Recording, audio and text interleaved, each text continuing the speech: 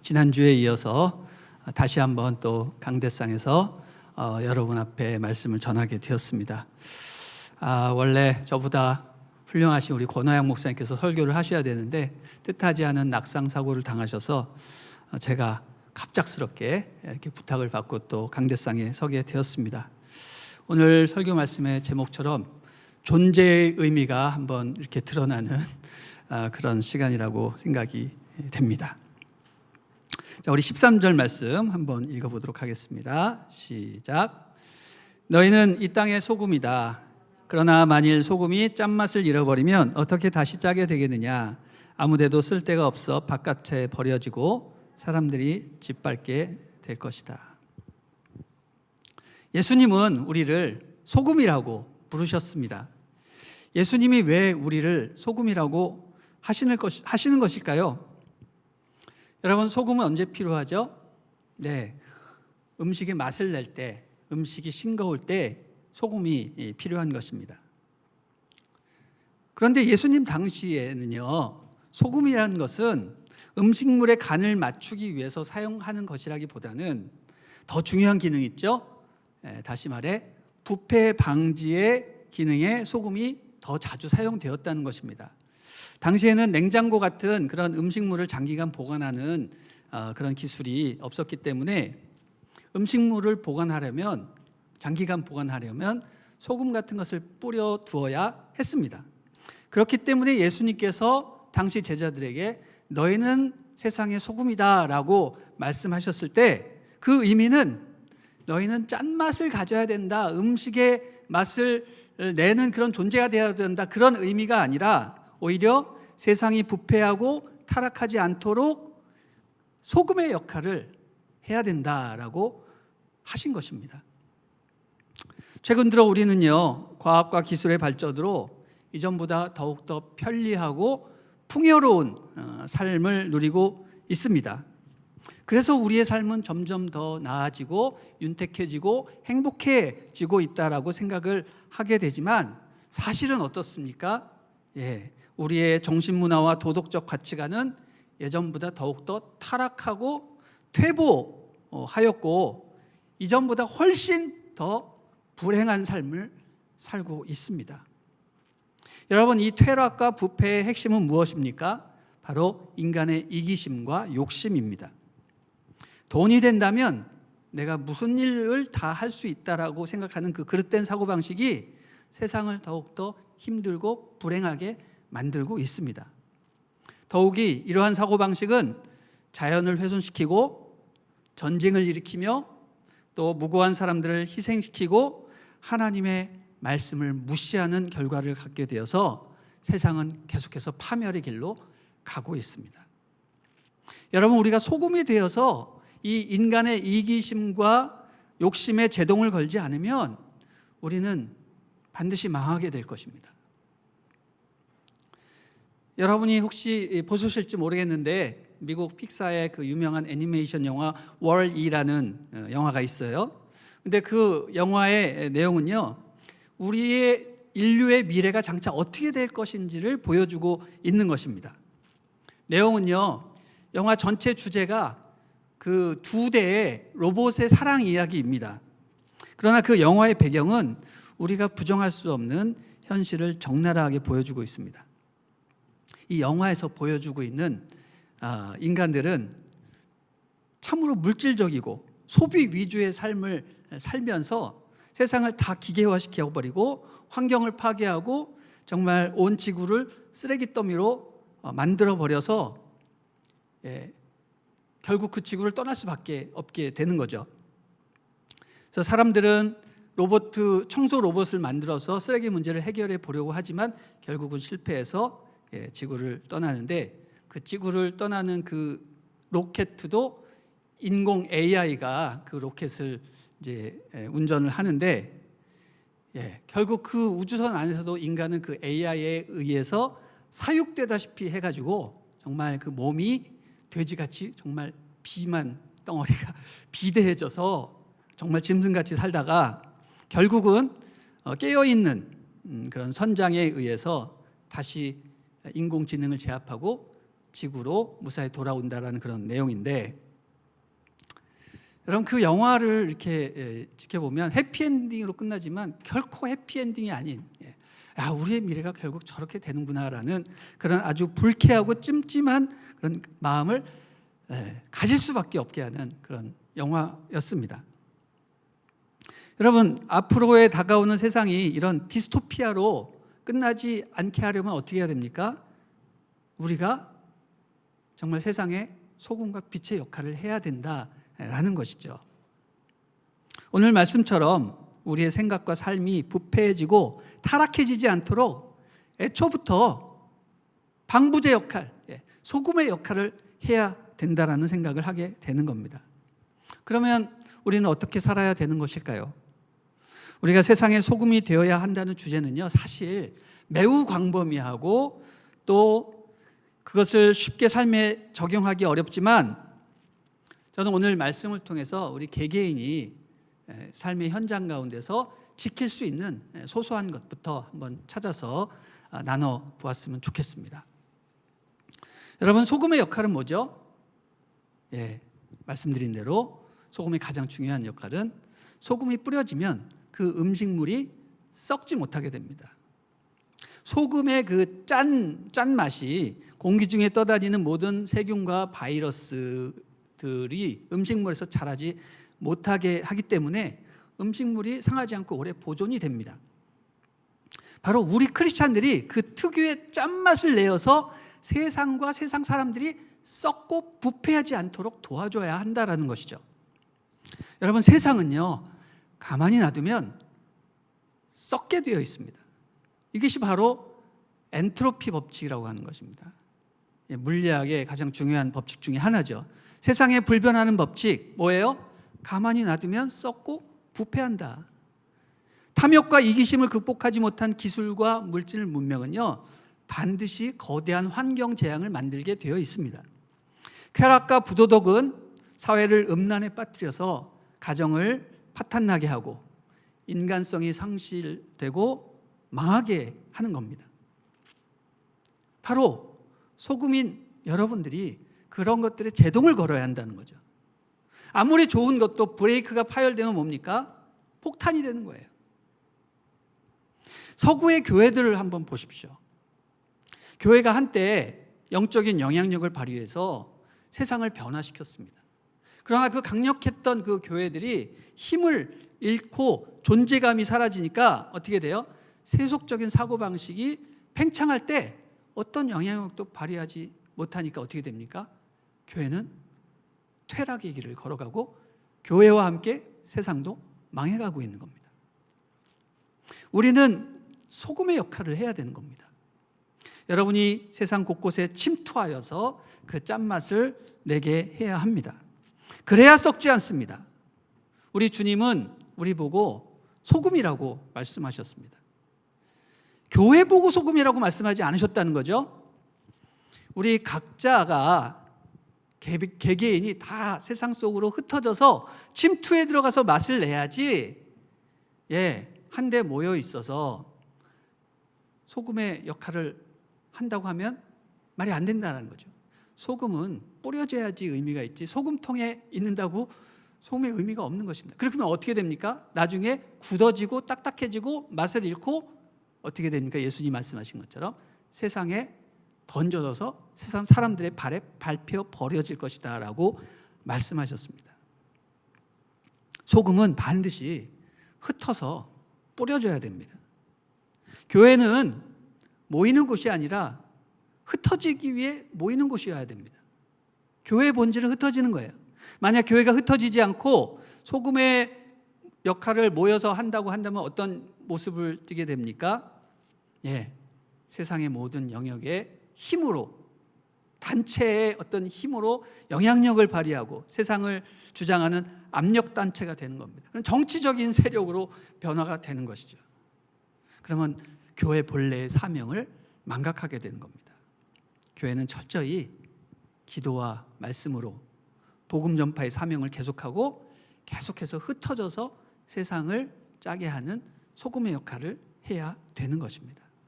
여러분 각자가 세속의 영향으로 들어가서 복음의 맛을 느끼게 해줘야 합니다. 여러분, 소금이 어떻게 세상으로 들어가는 겁니까? 세상에 어떻게 들어가죠? 녹아서 스며들어가야 되는 거죠. 내가 녹아서 없어져서 음식물로 스며들어서 그 음식물을 맛내게 하는 것입니다. 여러분, 저는 이것을 바로 전도라고 생각합니다. 전도는 뭐다? 우리가 세상에 녹아 들어가서 맛을 내는 거예요. 여기에는 세 가지 방법이 있다고 생각을 합니다. 전도에는 세 가지 방법이 있는데요. 초청 전략, 참여 전략, 침투 전략, 이 세 가지 방법이 있습니다. 초청 전략은 그야말로 흔한 전도 방법입니다. 전도 축제, 이른 양 찾기 대회 뭐 이런 것들을 통해서 사람들을 교회로 초청하여서 데리고 오는 것이죠. 가장 기본적인 전도 전략입니다. 두 번째 방법은 참여 전략인데, 이것은 뭐냐면요, 세상 사람들이 교회 행사에 스스로 참여하도록 분위기를 만들어는 것입니다. 예를 들어서 교회가 축구 대회를 개최를 해가지고 세상의 많은 축구팀하고 함께 운동하면서 친해지고 복음을 전하는 그런 방법입니다. 또 여전도에서 바자회를 연다든지 세상 사람들과 함께 접촉해서 복음을 전하는 것, 이게 참여 전략입니다. 근데 마지막 좀 심오한 단계가 있는데, 이게 바로 침투 전략이라는 겁니다. 이것은 교회가 주최하는 것이 아니라 그냥 세상의 모임에 여러분이 흩어져서 그곳에 들어가는 것입니다. 그리고 복음의 영향력을 그들에게 끼치는 것이죠.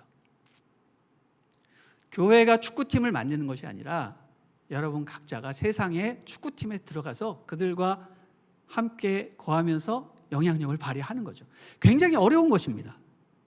그러나 저는 그 세 번째 방법이 진짜 전도다라고 생각을 합니다. 바로 여러분이 소금이 되어서 그들에게 녹아 들어가서 짠맛을 내는 겁니다.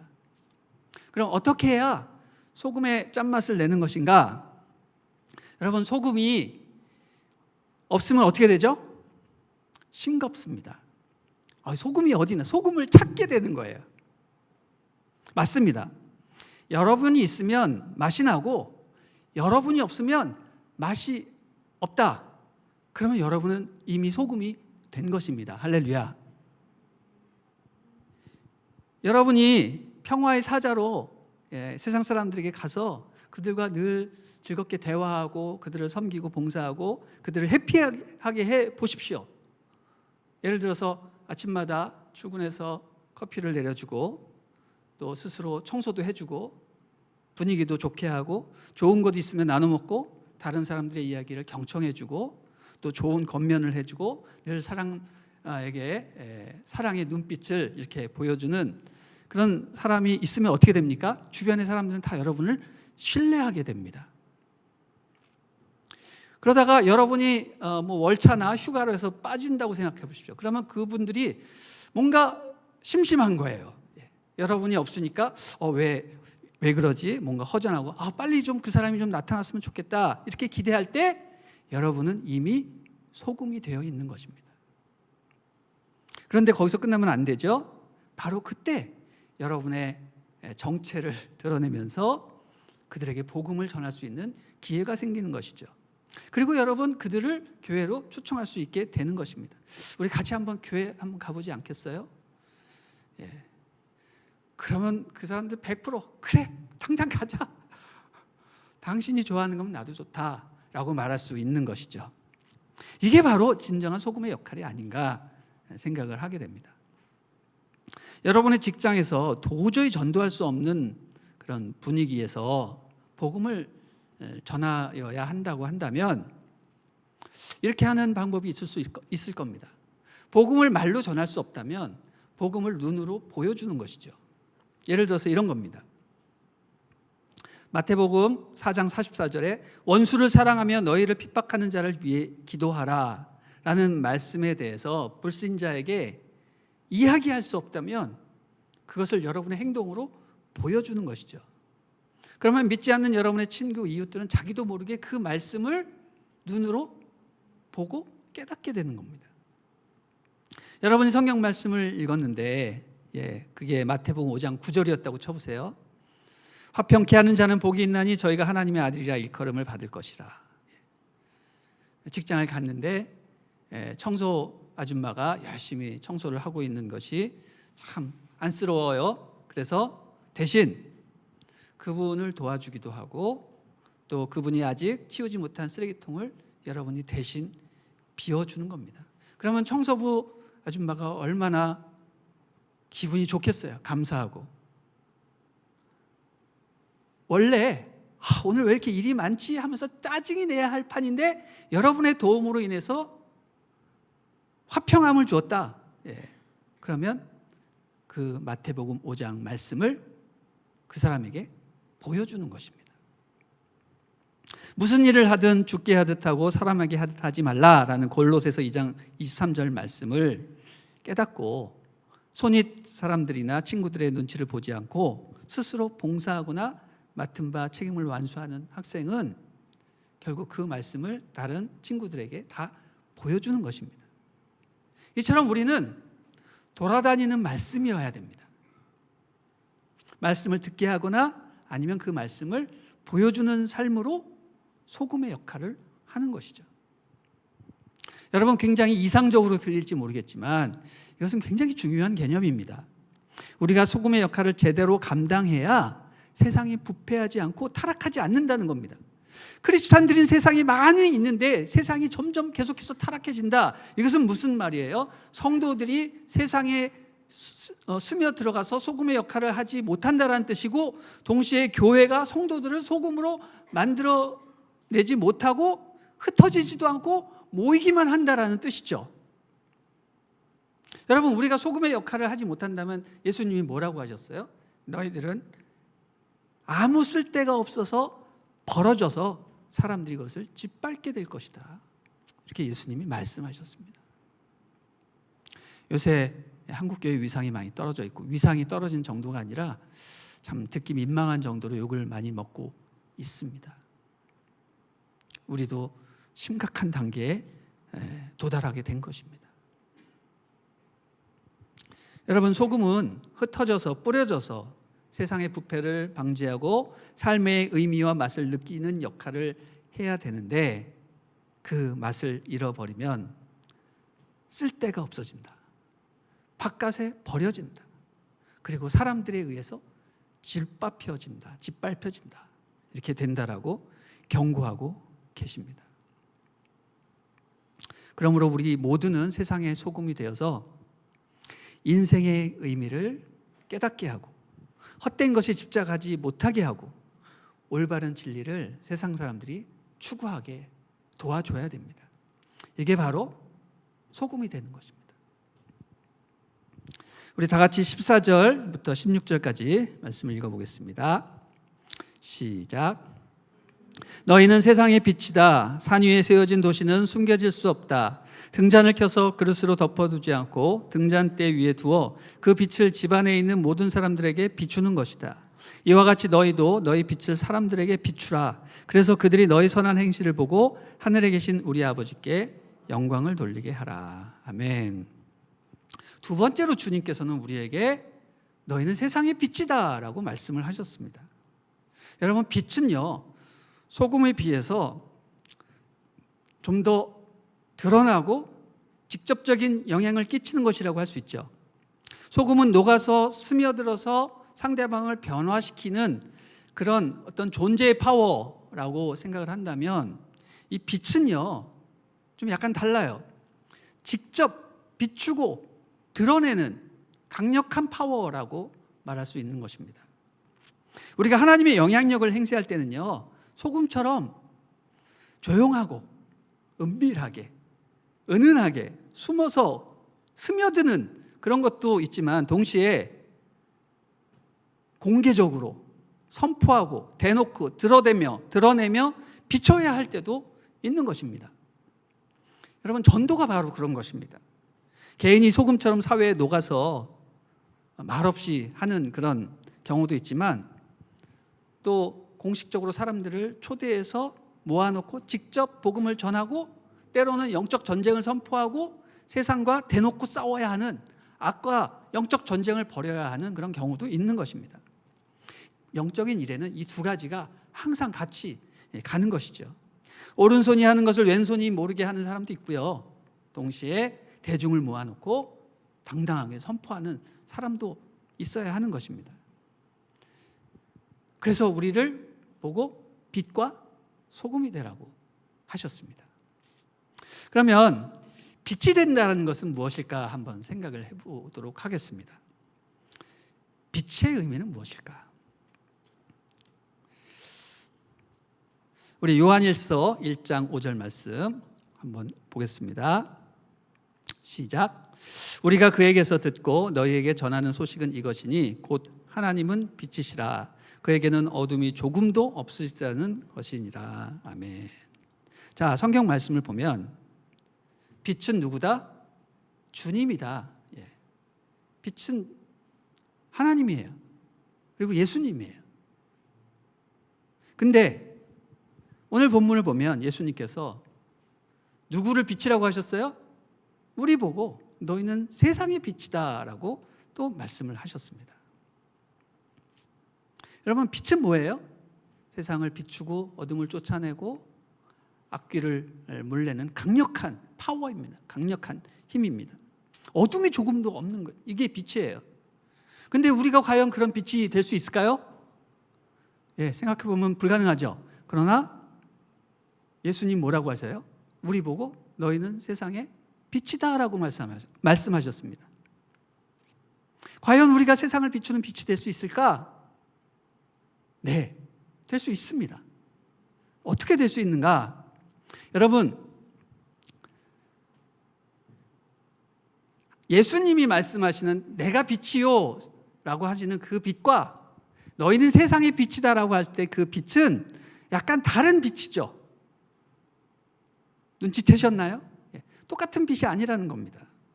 주님이 스스로 나는 빛이다라고 하시는 그 빛은 자체 발광하는 광원과도 같은 그런 강력한 빛입니다.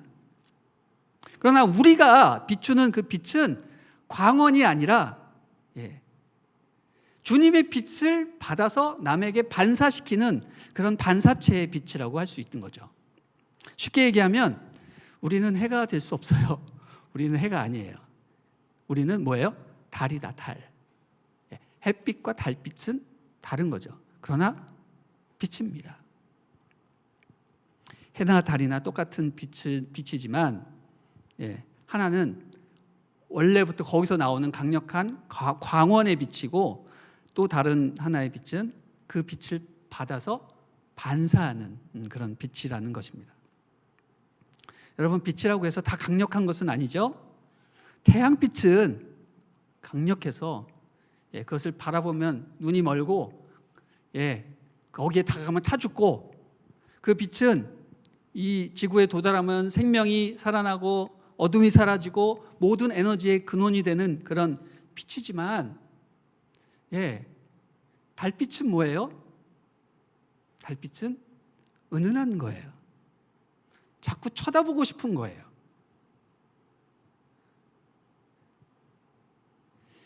강력한 빛이 아니라 한마디로 아름다운 빛입니다. 여러분, 달빛이 아름다운 이유는 그 빛이 은은하기 때문입니다. 밤하늘에 두둥실 떠올라 우리가 경험하는 그 밤을 더욱더 그윽하게 하고 시를 짓게 하고 님을 생각나게 하는 그런 달빛입니다. 거기에 별빛도 같이 곁들여진다고 생각해 보십시오. 하늘 꺼질 것 같지만 꺼지지 않고 계속 존재하는 그 밤의 빛들로 인해서 밤의 지루함은 극복이 되고 오히려 밤이 우리 영혼의 위로자가 되고 우리를 쉬게 하고 밤을 예술의 경지로 만들게 하는 예술가가 되는 것이죠. 여러분, 달빛은 햇빛과는 달리 밤을 쫓아내는 것이 아니라 밤을 아름답고 은은하게 훈훈한 세상으로 만드는 그런 역할을 합니다. 여러분, 우리는 결코 온 세상을 비추는 강력한 태양빛이 될 수가 없습니다. 대신 예수님이 말씀하신 대로 방 한 구석을 비추는 등잔대 위에 놓여진 촛불이 되어서 방 안에 있는 사람에게 따스함과 소망과 사랑을 줄 수는 있는 것입니다. 예수님께서는 바로 한 사람 한 사람 그 영혼에게 바로 그런 촛불이 되라고 말씀하십니다. 너희는 태양빛이 되어서 모든 사탄을 쫓아내고 죄를 녹이며 예수 그리스도께서 하신 그 역할을 감당하라고 말씀하신 게 아니에요. 예수님 우리에게 방안을 비추는 촛불이 되어 그들의 영혼을 위로하라, 이렇게 말씀하시는 것이죠. 그렇게 하는 것이 바로 하나님께 영광을 돌려 드리는 것입니다. 저는 가끔가다 새벽 기도를 하면서 그런 생각을 하게 됩니다. 과연 내가 이렇게 기도한다고 세상이 바뀔 수 있을까? 나는 대통령이나 정치인도 아니라서 내가 뭐 큰 중요한 결정을 하는 것도 아니고 세상에 영향을 끼치는 유명한 목사도 아니고 그냥 이름 없는 한 목사에 불과한데 내가 뭐 기도한다고 또 열심히 설교한다고 뭐 변화되는 게 있을까라는 그런 어떤 의심이 막 가득 찰 때가 있어요. 그러나 그런 생각이 들 때마다 하나님께서는 저에게 그런 생각을 주십니다. 뭐라고 말씀하시냐면 나는 너의 기도를 듣고 있다. 세상을 변화시키는 것은 너가 아니라 나다. 나는 너의 기도를 듣고 있다. 이런 마음을 주세요. 그럼 제가 또 다시 회개하고 열심히 기도하게 되면서 깨닫는 사실은 무엇입니까? 아무리 보잘것없는 사람이라도 각자의 처소에서 자기가 맡은 일에 최선을 다하면 그로 인해 세상이 변한다라는 사실을 깨닫게 돼요. 그것은 진리예요. 선생님은 학교에서 학생들을 똑바로 가르치고 회사원은 회사에서 정직하게 맡겨진 일에 최선을 다하고 군인들은 정신 차리고 국방의 의무를 다하고 정치인은 국가를 위해서 제대로 일을 하고 목사는 교회에서 똑바로 설교하고 목회를 열심히 하면 나라는 제대로 설 수밖에 없는 겁니다. 사회는 건강해지고 부정부패는 사라질 수밖에 없는 거예요.